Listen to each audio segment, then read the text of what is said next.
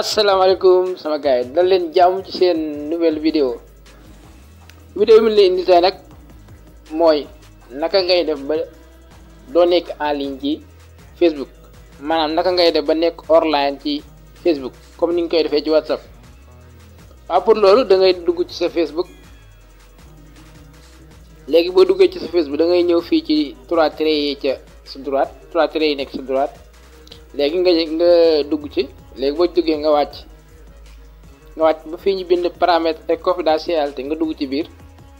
léegi boo duggee nga ñëw paramètres léegi boo ñëwee paramètres da ngay wàcc ba fi ñu bind statut en ligne mooy fii ni statut en ligne nga dugg ci biir